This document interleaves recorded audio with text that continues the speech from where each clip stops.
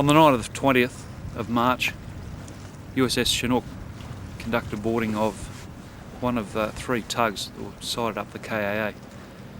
A search of the tug with the barge alongside was assessed as clear, and they left the vessel, carried on with business. Subsequently, an Australian boarding party from HMAS Kanimbla, led by Petty Officer Gibbs, boarded the same tug and discovered a massive cache of mines that appeared as unlaid. I'll now be taking you through a walk of all three tugs and showing you some of the details about the mines, how they were set up for lay, and the condition of the vessels.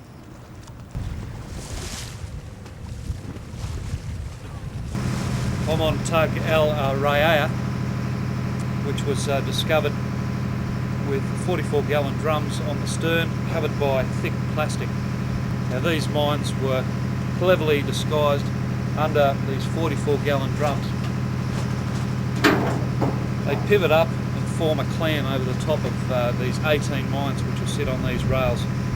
Once they're all open, they're ready to lay. The rails, which run out port and starboard side, go out through the bulwark, which opens up a gate, and they're rolled off once armed. Their current condition is they're ready to be armed and ready to be placed in the water. It's demonstrating half side of the clam mechanism, which reveals the mine.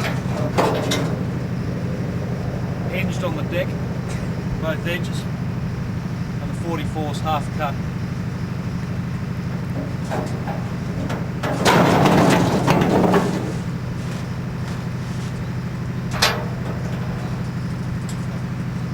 When brought up into the vertical, it represents two lines of 44-gallon drums running fore and aft. At the Lugum 145, of which there are 19 on each series of rails, done with some backyard welding along this rail here, as you can see on the deck. These retaining pins are connected into the wheels, and there's recesses within the wheels to stop the well-greased mines moving fore and aft. They're set up to be laid as a buoyant mine rather than a free floater, with all the standard fittings for a buoyant mine. On top you'll see they're not armed, and we have the protective cover for the chemical horns, the lanyard which is keeping those chemical horn covers on, and the arming pin on top.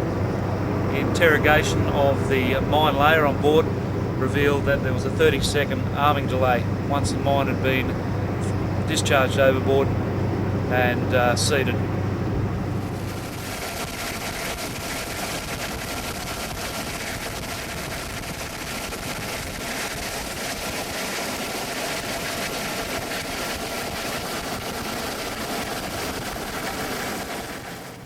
After the capture of the first Sentinel tug, HMAS Kanimla's boarding team made its way to this position here, which is a very large tug, about 1,200 tonnes, with a flat-top barge. Upon arrival, they were expecting to find very little after it had been searched 8 hours earlier by the USS Chinook's boarding team. When they arrived, things weren't quite right. On this ship alone, they discovered 11 AK or SK series automatic weapons, plus some light machine guns. And down below this barge, we'll find a extremely large assortment of sea mines. I'll just remove my kit so I can take you down below and get amongst it. This tug and barge had been under review for at least a week. From the air and from the surface it appears very innocuous. In fact, it appears as a working tug. 20-foot ISO container, generator on deck, tug, nothing visible. It's only when you go below that you find out the real truth. Inside this 20-foot container is a trap door. This false decking here lays on top of a hinged trap door. which denies you immediate visibility of what's below. Over to my right are various pipes and accessories that support the concept that this is a working barge. Down below, ladders, and then straight into the mine stock. As you can see, if you're a boarding party coming on board here, it would take a very detailed search, pulling all this equipment out before you got down below. What we've got here is a rack or a line or a rail of mantas. It consists of 20. And over on the this side, we have 3 rails of Lugum 145s. There are 2 trapdoors underneath the barge, down aft, which I'll show you shortly. The 3 rails of Lugums converge to a single rail point and exit point at the rear of the barge. The mantas run straight down, and I'll show you shortly, they're on a modern rail system as opposed to the Lugum, which is a locally produced rail system. What I want to do is show you how much effort was put into this construction. I estimate probably 2 to 3 months was spent modifying this and setting up the rails for the job that it had to do. Up here you can see the watertight bulkheads within the barge were cut holes across, so that it's almost one complete section. Apart from the section way up forward, which is watertight, and that has an open access port. Now, this was devised so that anyone coming on board would quickly lift up the readily openable space, look in, see that there was nothing in there, pass the barge for clear, and off they went to do their devious business. This is one of the 2 ports that allow the mines to exit into the water.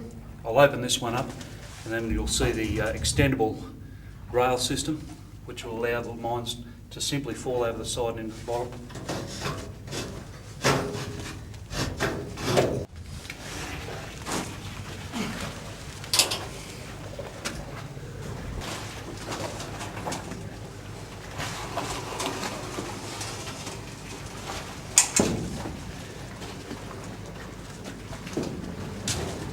Again, you can clearly see the Italian provided railing system,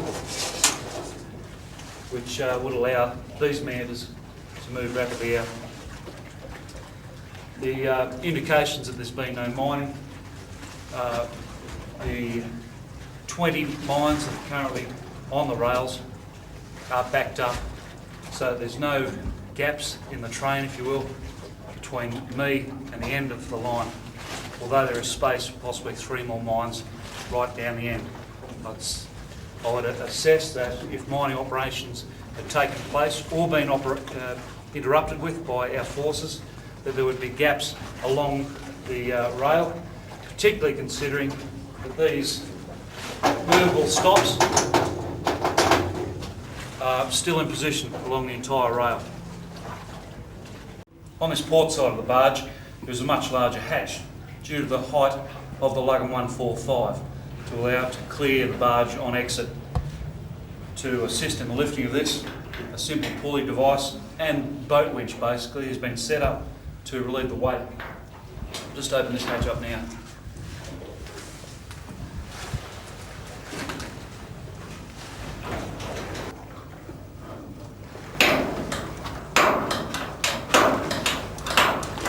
This is the Lugum 145 rail system now set up,